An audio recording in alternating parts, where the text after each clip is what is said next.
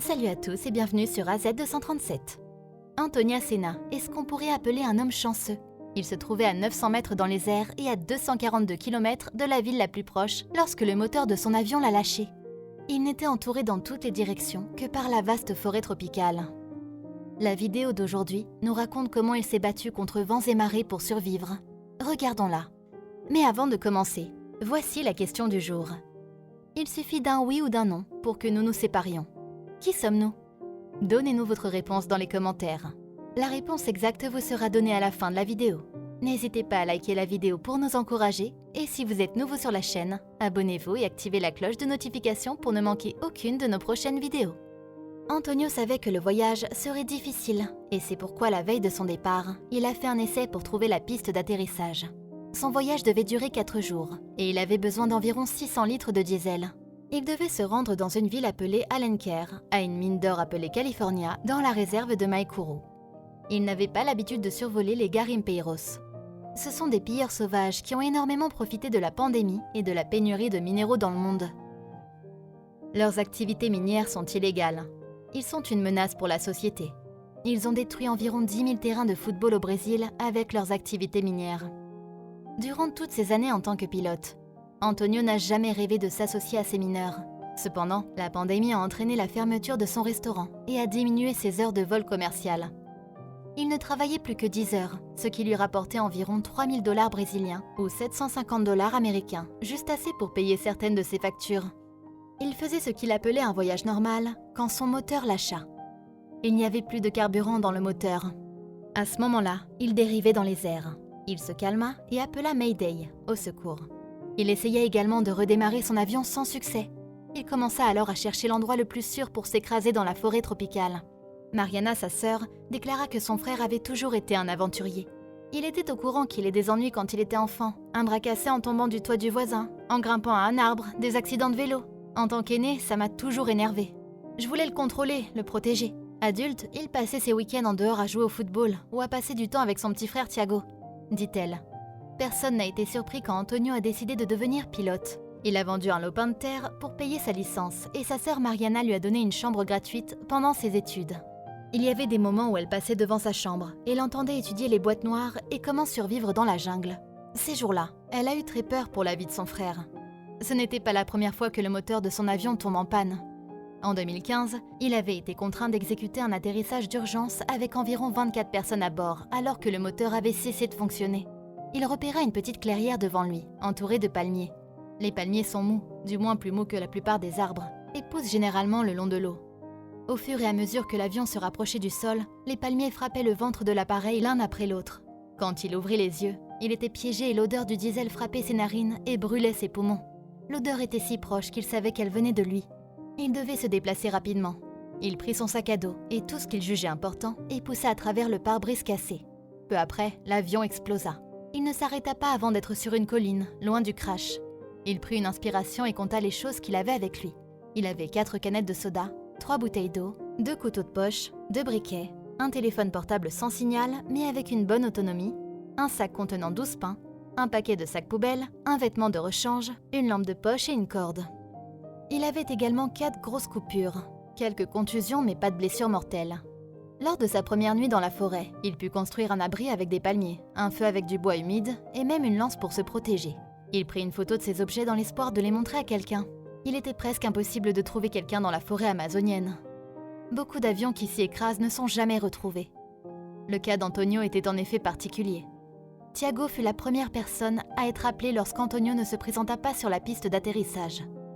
Il était 20h30 et il était sur le point de mettre sa fille au lit lorsqu'il reçut la nouvelle. Il appela Mariana et essaya de lui dire prudemment, mais elle voulait tout savoir. Elle déclara « Je n'arrêtais pas de poser des questions. Je n'avais pas réalisé qu'il avait à nouveau pris l'avion. Surtout pas ce genre de vol. » Santarém était la ville la plus proche du crash. L'équipe de recherche et de sauvetage s'y installa.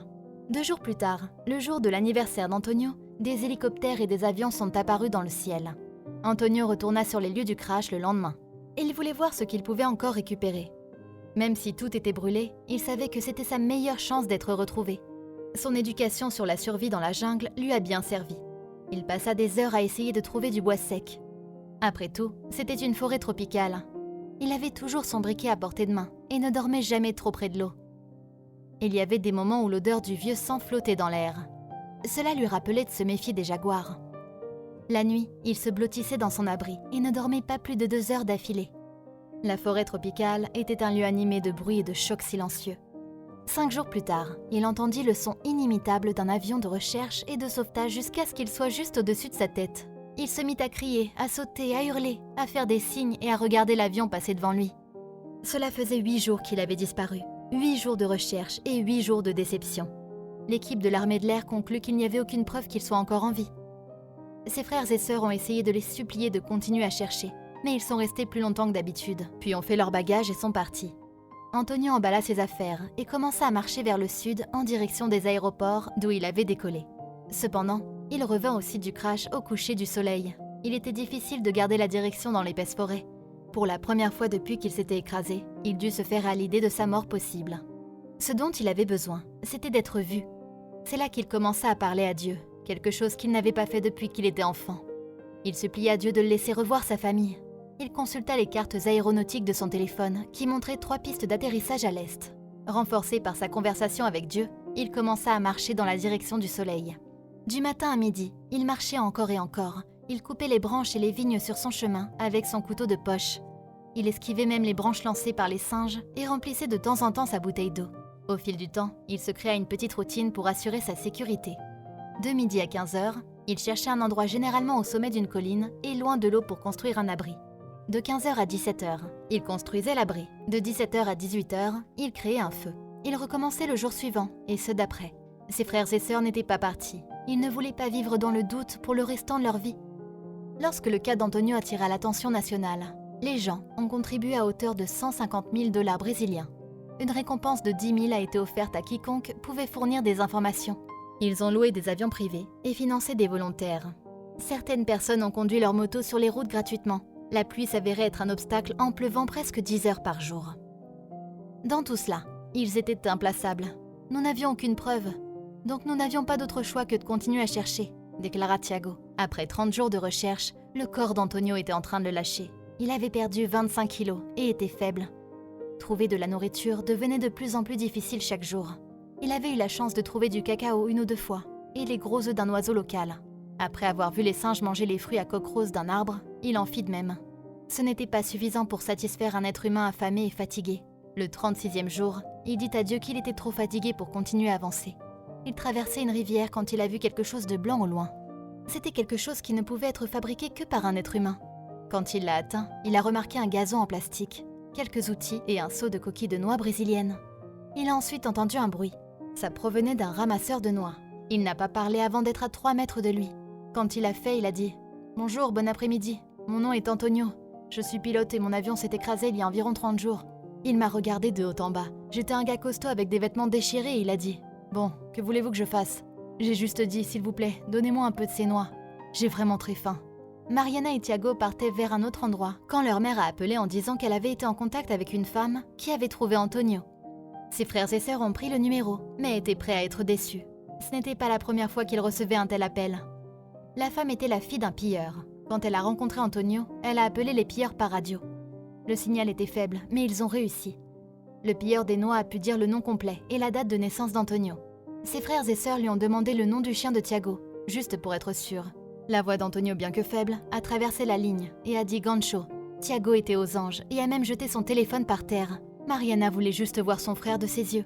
Les sauveteurs ont donné à Antonio des crackers, du lait chaud et des cuillères pleines de sel.